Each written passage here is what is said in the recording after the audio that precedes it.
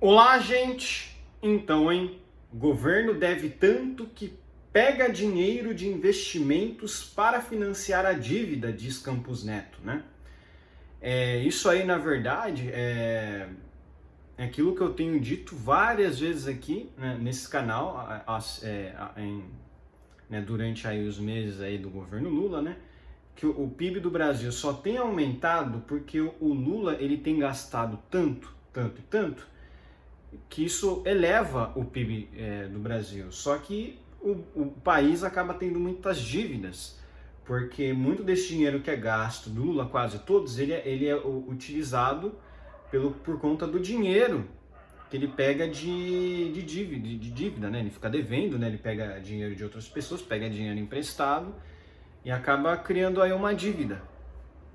Então esse é um dos grandes problemas, né? Ele pega dinheiro de investimentos, né? Pega tanto dinheiro, deve tanto que pega dinheiro de investimentos para financiar a dívida. O que ele está fazendo? O governo ele deve, aí ele pega dinheiro, né, de investimentos para financiar a dívida, só que esse dinheiro de investimentos vira dívida também. Então é meio que uma coisa vai gerando a outra, né? É governo, né? O governo geralmente faz isso, mas o governo Lula é pior, né? Quando a taxa de juros cai e o financiamento melhora, o governo tem que aumentar os investimentos, afirma Campos Neto. O problema é que a questão da taxa de juros é que, na verdade, o erro foi a forma como a taxa de juros caiu, né? O governo pressionou tanto que eles reduziram até demais a taxa de juros e se movimentando em contramão do mundo, né? Enquanto o mundo está aumentando a taxa de juros, o Brasil veio e diminuiu, né? Parece que em novembro aí se espera, né, que o Fed, que é o Banco Central americano, Federal Reserve, né, aumente as taxas de juros. Se aumentar mesmo, vai ser ainda pior, né? Vai ter ainda mais fuga de capital, né? O investimento também precisa subir. Se o Brasil tem investimento baixo, e parte das vezes é porque o governo deve tanto que ele pega o dinheiro que seria para investir para financiar a dívida. Entendeu?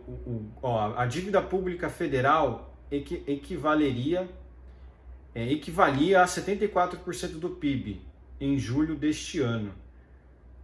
É bastante, né? Então, se você pega, por exemplo, 74% do PIB do Brasil vai para a dívida pública federal, então você basicamente não tem crescimento, né? Porque você vai pegar tudo que você pegou do PIB aí para gastar com dívida. É muito difícil cortar gastos, entendemos isso, mas precisamos endereçar esse problema com credibilidade. Mesmo que o arcabouço não tenha resultado de curto prazo, se os agentes financeiros não entenderem que existe um plano bom de convergir a dívida para um nível mais razoável na frente, teremos problema de juros altos. O economista acenou para as iniciativas do ministro da Fazenda, Fernando Haddad, de cortar gastos, apesar da dificuldade do avanço nesta pauta. O governo tem feito um esforço grande com o arcabouço. É super difícil. Eu estou lá vendo como é que as coisas são feitas. Há medidas que precisam passar no Congresso e as coisas nem sempre são muito rápidas do ponto de vista de quem quer fazer o programa andar. Isso faz parte da democracia e é assim que tem que ser.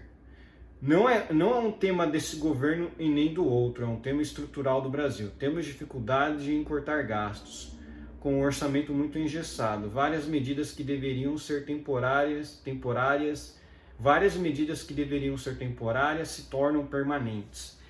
De fato, o que acontece é o seguinte, o Brasil, com o governo Lula, não tem interesse em cortar gastos também, né? Não existe interesse do governo Lula em cortar gastos, né? O Roberto Campos Neto, ele esquece que o arcabouço fiscal, ele não estipula mais um limite de gastos.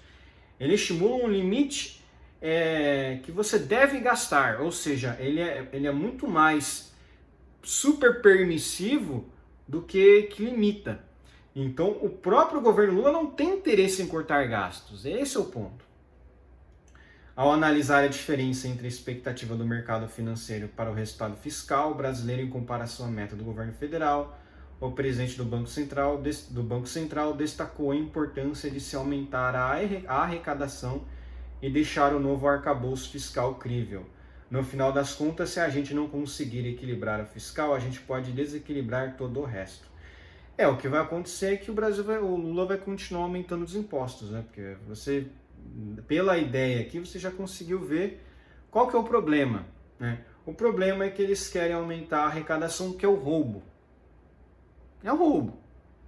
Enquanto no governo Bolsonaro não se falava isso, se falava o quê? Em privatização.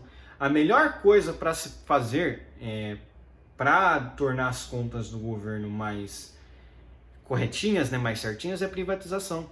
Porque aí você já está vendendo uma coisa do governo que você consegue utilizar ela para uma coisa boa. O governo Lula é muito pelo contrário, o governo do Lula é estatizador. Ou seja, o governo do Lula vai gastar com coisas que já vendeu no passado e provavelmente é um valor aí até mais elevado vai pagar. E geralmente empresa estatal não dá lucro. O pessoal fala, a empresa estatal não é feita para dar lucro. Parabéns, né?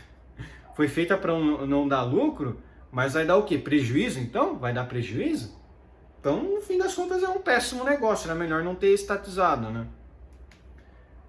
Mas esse é o ponto. O governo Lula quer estatizar para colocar os seus capangas nessas empresas para eles conseguirem tirar dinheiro dessas empresas, né? Tem outro interesse. Não tem por que a pessoa reestatizar uma empresa. Não tem por quê. A expectativa no mercado é de um déficit primário negativo de 1,1% do PIB neste ano, diante de um compromisso do governo de 0,5%. Para 2024, quando o governo pretende zerar o déficit, a projeção de economistas é de um buraco de 0,8%. Não mudou muito, né? O Brasil tem uma desencoragem gêmea. O Banco Central diz que a meta de inflação é de 3%, mas a expectativa do mercado é de 3,5%. O governo está falando, não, eu vou botar as contas em dia. Não. E os agentes da economia também não acreditam. Não vai. Quem é que acredita nisso, né?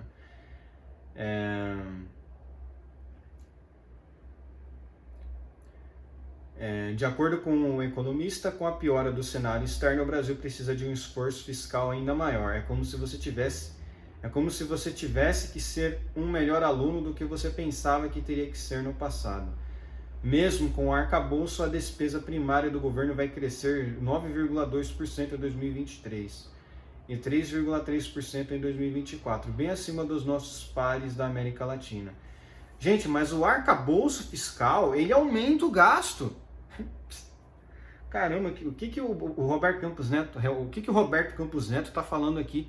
Ele está se contradizendo. O calabouço fiscal aumenta os gastos.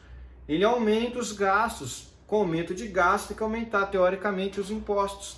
Esse é o problema. Vai botar a conta na população. E a população já não está mais aguentando. Isso aqui é o absurdo dos absurdos. Porque com o governo Bolsonaro, o pessoal falava, é privatização. É melhor privatizar do que aumentar imposto.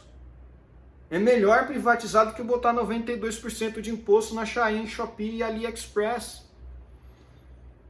Que o governo pague a conta, que não seja a população simples. Que o governo pague a conta pelas cagadas, não a população.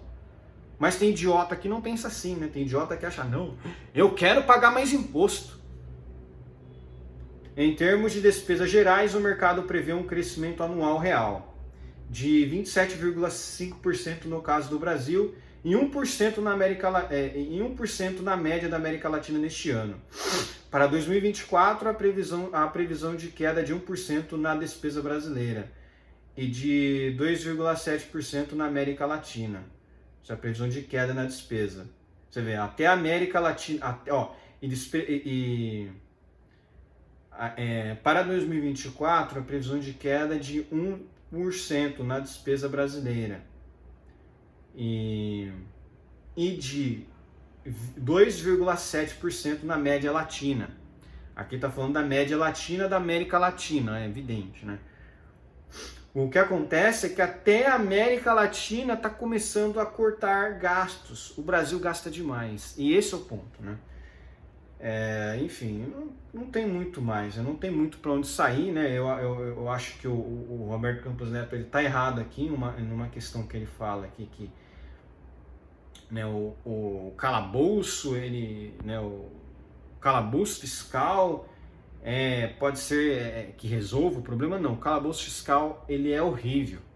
O calabouço fiscal ele fixa um piso de gastos. Ele não limita o gasto para você não ter prejuízo. Então o governo o governo Lula vai ser sempre deficitário. E esse é o problema aí que esses analistas aí não estão observando, né? Enfim, por hoje é só, espero que gostem do meu vídeo, inscrevam-se no meu canal, comentem aqui embaixo, compartilhem meu vídeo, inscrevam-se no meu canal no Rumble. Um abraço.